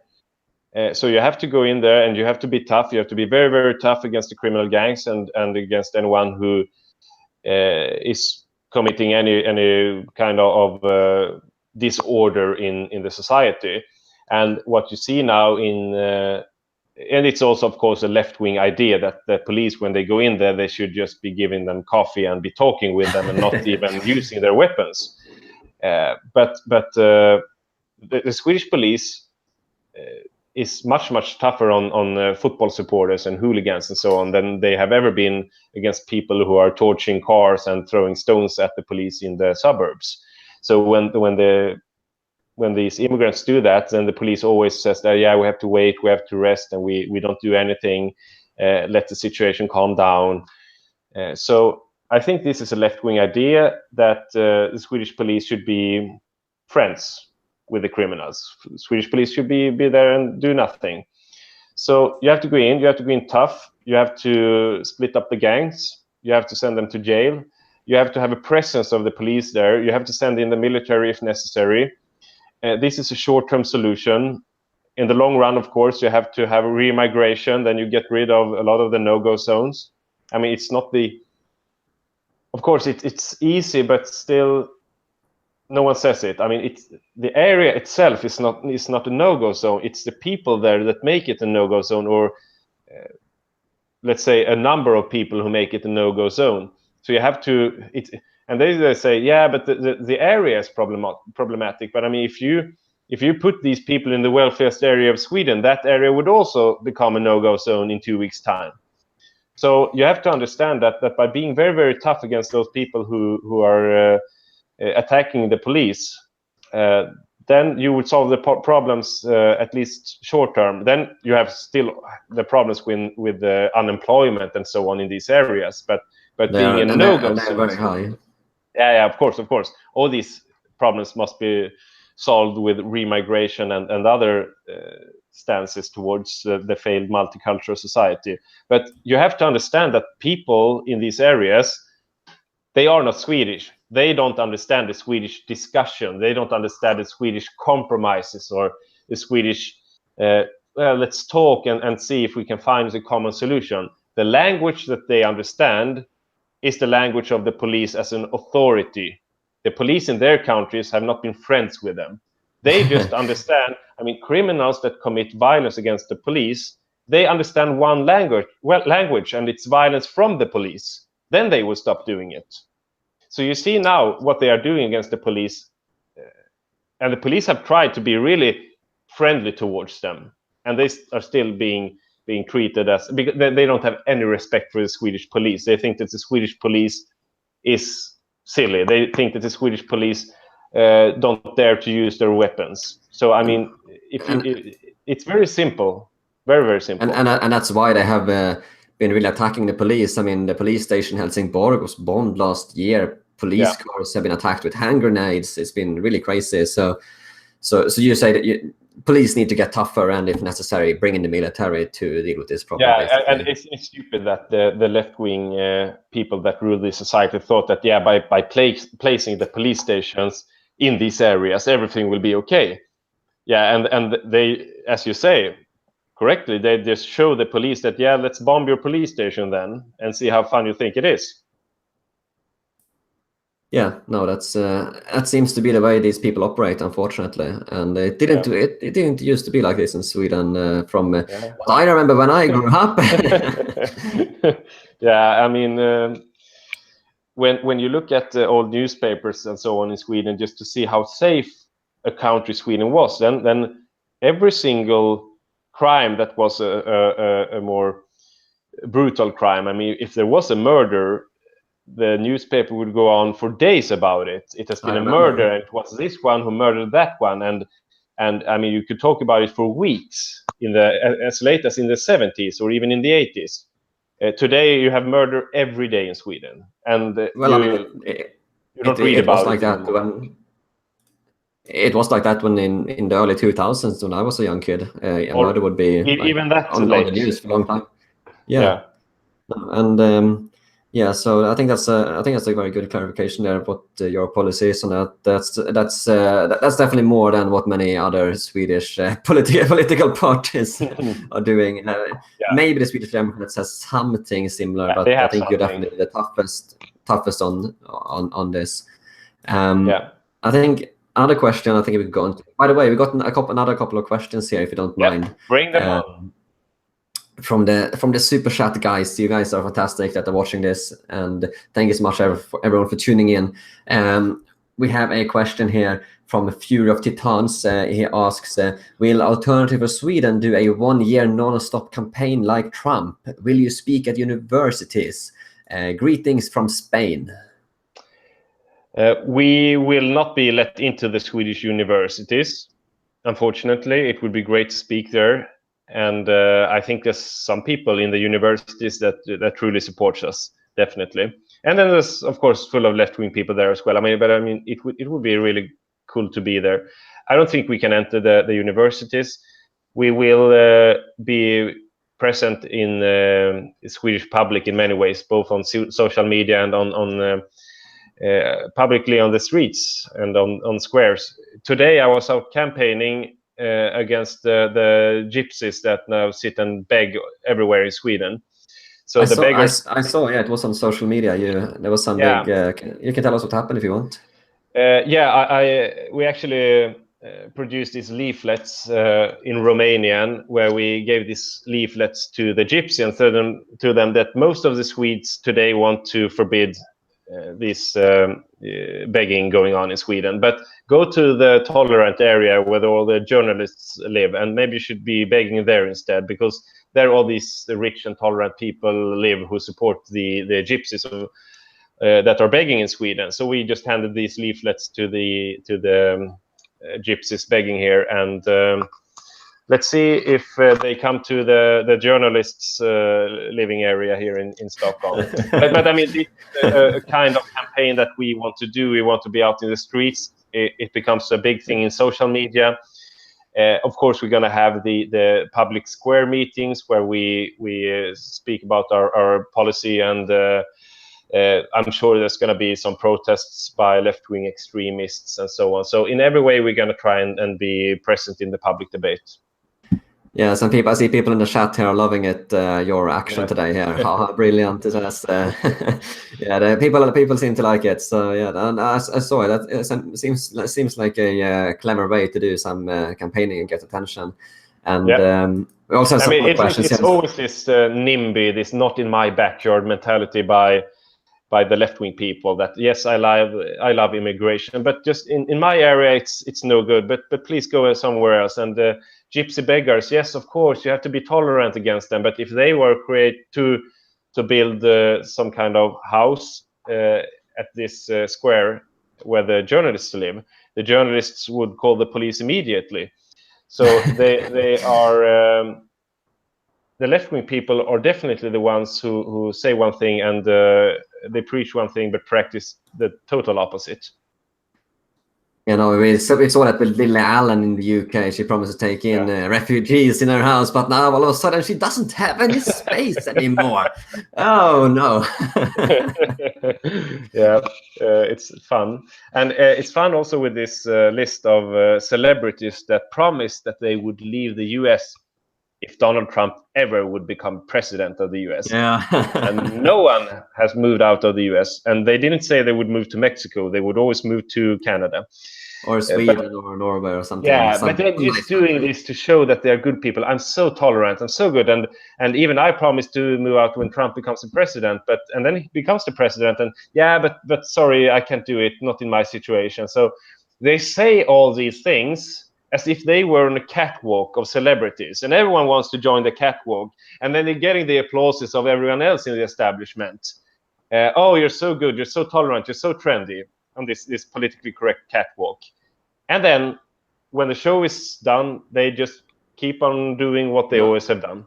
All talk, no action, really. And we have some more questions here as well from Dodo Sweden. He asks if, he asks in Swedish here, is asking if you want to be on JF Gariepi's live streams. I don't know if you've heard of him. He's a Canadian guy doing live streams. He used to do with Andy Vorsky. They get quite a lot of views, more than me. So he asked if you want to be on him. I might be able to, I have contact with him, so I might be able to arrange something for you if that's something you want. Yeah, it sounds interesting. Please send me a message on Facebook, and I'll consider it. I actually don't know the guy, but I'm interested in participating almost anywhere. Yeah, no, he's a good guy. He gets he usually gets well. Yes, I was actually on his show yesterday doing an interview. He interviewed me yesterday, and he's quite a good guy. He gets lots of views. He had 2,000 viewers watching live yesterday, so he's quite a good guy. So I can send you afterwards if you want. Yeah, I'm happy to, definitely. Excellent. Yeah, no, we also have another question again from Jackson Jack. He says, you guys should get a youth wing to do activism and influence the culture. Quote unquote, racism is used to demoralize the whites from taking their side and interests, he says. Well, you are basically what used to be a youthing party. Now you are a real party. Yeah, of course, I was the chairman of the youth league and the old youth league of the Sweden Democrats that I was a chairman of. For they have gone into the Alternative for Sweden today, but we also have members of parliament from the Sweden Democrats who have now turned to our party instead. We have 3 members of parliament from the Sweden Democrats who quit for the Sweden Democrats and who are now publicly supporting Alternative for Sweden and who are official representatives in the parliament for Alternative for Sweden. So in some way we actually have presence in the parliament. So we are not, well, to some extent we have our roots in the youth league, but I'm a few years older today, and we have a lot of support even among the people in the Sweden Democrats who are not youth league. So yes, to some extent yes, and to some extent no. Will we have a youth league? I'm not sure, and it's definitely not a priority today. There's plenty of things to do, and we are now building up the whole organization for the party, and it's plenty of things to do to just be organizing everything. Who knows in the future? I mean, I'm definitely not an opponent by definition, but let's say that we first and foremost have to build up the whole party, because we launched it just 2 months ago. So there's plenty of things to do in the party, and I think we need all the power and all the forces that want to contribute to this movement. They should help build up the whole party and our organization. Yes, and if anyone wants to support the Alternative for Sweden, I will after this live stream, and I'll be leaving a link in the comments below where you can find the website where you can support them as well. So I'll be leaving that there as well, so you guys can find them. So yeah, no, that sounds good. And we also have another question here as well from Dodo Sweden. He asks in Swedish here. He asks if Alternative for Sweden. I'll read this out in Swedish. Kommer Alternativ för Sverige ge laglydiga svenskar rätten till vapenlicens som USA, eller gör det lättare att skydda sig? I think this guy used Google Translate, to be honest. He asks, I'm not sure, but he asks basically if Alternative for Sweden wants to have a second amendment for weapons. Do you want Swedes to be able to carry weapons as a constitutional right as they have in America?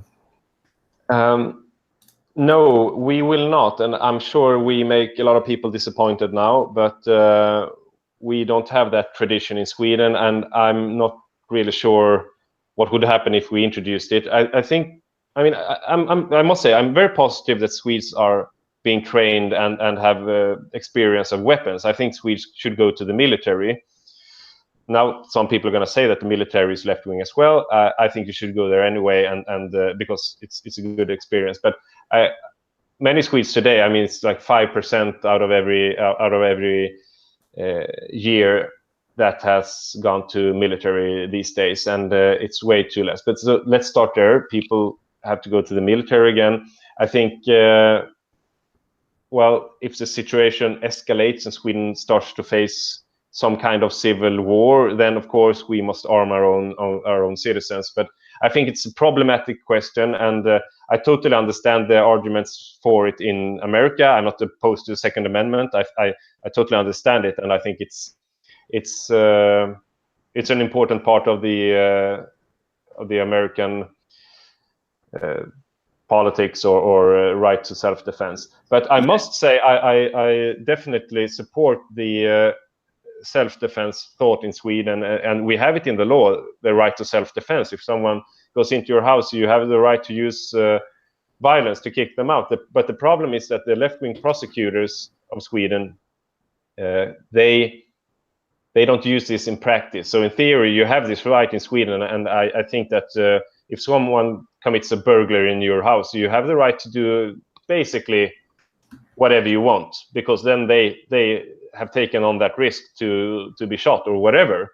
And there's so many examples in Sweden of people that have used their right to self-defense by shooting or by doing something else or by knocking someone down, and they have been jailed for being too tough against the criminal. So that I can say for sure, I think is extremely important that Swedes have the right to protect themselves. Should we have Texas gun laws? I am very hesitant towards that. I'm sorry to say that. Okay, yeah, no, thank you for clarifying that up. It was a good question, actually. I should have actually thought about that question myself, but one of my excellent viewers managed to think about that for me. So thank you so much for that one. Excellent question. And I also have another question here as well in the super chat from Dusty Patriarch. A little bit of a different question, if you don't mind. He says, will there be a future plan to promote ethnic Swedes that went to America or other countries, or to promote them to return to Sweden? So we have these Swedes that went to America back...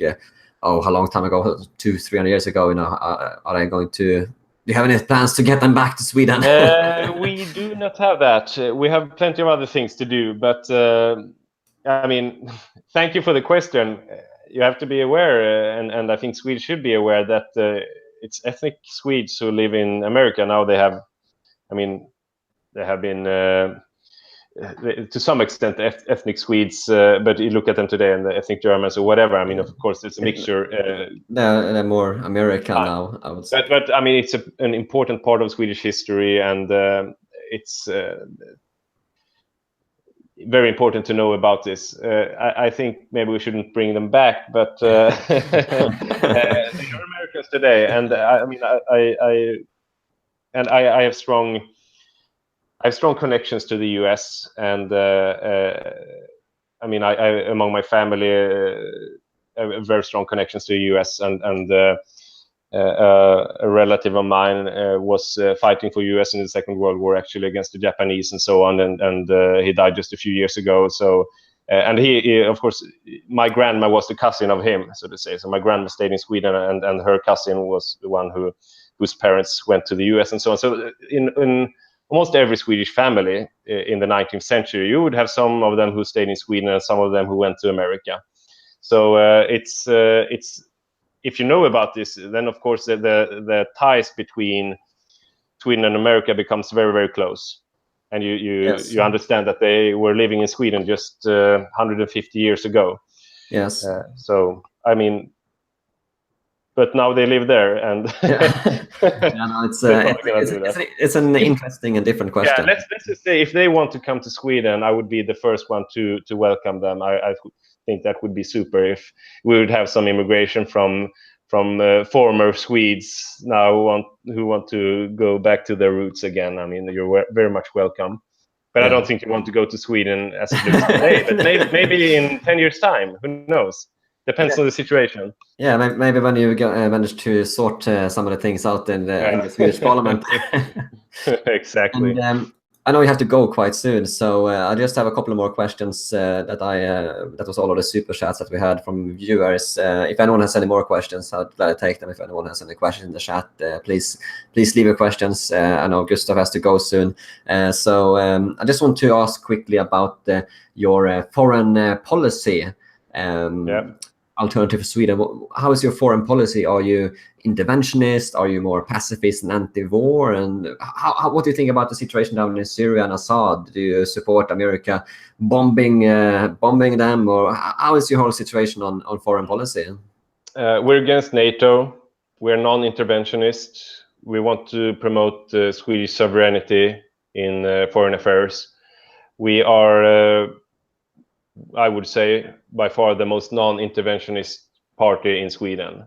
And we don't think that the conflicts in other places of the world are something that Sweden should be going into. I think the wars that have been done in Northern Africa and the Middle East have been disastrous. I think that the intervention in Syria is a tragedy. I think that the Syrian people should decide what they should do, and I think that the Syrian government has the right to decide who they should cooperate with. And I do not see any success of the American interventionism in all these countries in Africa and the Middle East. And I fear that Syria is going to be one of those countries if America intervenes in Syria. So I'm totally against that. It doesn't mean I'm a supporter of Assad, but looking at the situation in Syria, yes, I would definitely say that Assad is the one who I definitely think has the right to rule and the right to defend his people against the terrorists that are flowing into Syria from all around. So looking realistically at Syria, yes, I think that Assad must have the right to continue, and I think that the whole gas attack was a scam. I don't think it happened, and if it happened, it was definitely not Assad. This is my point of view. I don't believe the lies that the media tells us about Syria. I think this is one of the examples of how the media is lying all the time. So, but in general, I mean, we are non-interventionists. So the conflicts of the world is not Sweden's conflicts. We have enough conflicts in our own country, and what happens at the other side of the world is usually for these countries, and almost always for these countries, to deal with. Yeah, so I myself am quite anti-interventionist as well. I think people should be able to sort their own problems out as much as possible. And I think I have I really have just one last question for you, if you don't mind. I want to finish on a little bit of a bang here. And I know this next question is going to be a little bit. The chat and the viewers are probably going to be a little bit heated about this next question. Maybe I have an alarm that goes in 3 minutes, so we have to be quite okay. quick Yeah. here. What is your thoughts on? I have to run away just, but let's do it quickly. Yeah, what's your thoughts on Palestine and the Israel situation? Because I know Sweden is a very big donor of sending funds, foreign aid to Palestine. And I think everyone except the Swedish Democrats voted yes for it, if I'm not mistaken. What are your thoughts on this? First of all, I forgot to mention that before. A difference between us and the Sweden Democrats is that we want to take away all the aid to all countries. That money should be spent in Sweden. So, I mean, we don't want to send any aid to Palestine or any other country anyway, because the aid doesn't work. And you can't, I don't think it's right to send aid, neither to Palestine or to other countries. As for Israel-Palestine, I don't care much about the question. I guess I'm pro a two-state solution. You can discuss exactly how it should be done in practice, but I'm pro a two-state solution. But in general, I'm very uninterested in the question because, as I said before, I don't think it's Sweden's conflict, and we've been discussing that conflict for 45 years, or even a longer time, 60, 70 years, and I don't see Sweden playing a role in Israel-Palestine in that process going forward. I don't think Sweden has anything to contribute with in that process at all. So you would kind of see it as again, as from a non-interventionist perspective, just let them sort their own troubles out, basically. Exactly.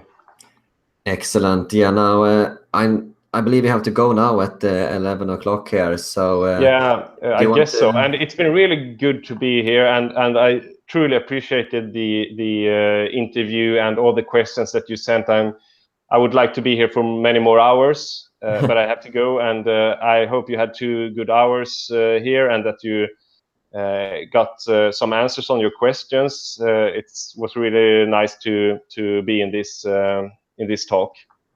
Truly appreciate it. I really want to thank you so much for coming to this interview. I think it's been very, very informative, and I see the chat has really enjoyed your presence. I have many positive comments about you. Another guy, one guy, KG A. Sunden, says you have my vote in September, and I hope to convince my friends as well. So I want to thank you so much for coming, and I'll just leave this last 1 minute to you if you have any last words, anything you want to finish on, where people can find you and so on. And yeah. Just follow me on social media, on Twitter and on Facebook, and spread the word about Alternative for Sweden. So looking forward to talk to you in the future, and keep your eyes open and see what happens in Sweden over the next few months, and we'll see what happens with Alternative for Sweden. And I'm promising here and now to fight everything I can for my country and for you and for the Western world.